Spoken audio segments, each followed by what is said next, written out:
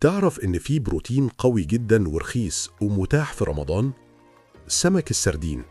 ناس كتير بتستقل بيه، بس في الحقيقة فايدته كبيرة.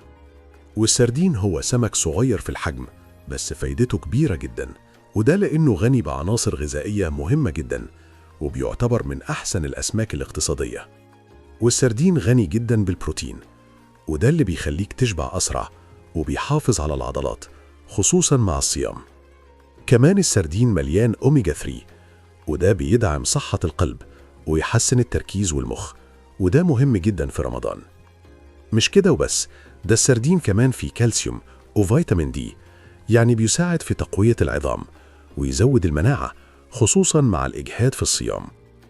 والسردين مناسب جدا للمعدة لأنه خفيف عليها وسهل الهضم، ومش بيعمل تقل بعد الفطار، عشان كده بيعتبر اختيار ممتاز في رمضان.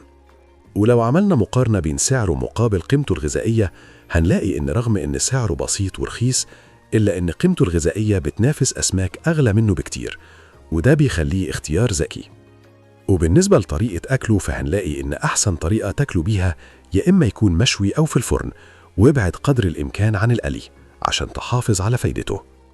والسردين مناسب لكل الناس، مناسب للطلبة وللرياضيين وأي حد محتاج بروتين وطاقة، خصوصا في أيام الصيام. معلومة بسيطة بس فايدتها كبيرة. فايدة هب، فايدة بسيطة بس تأثيرها كبير.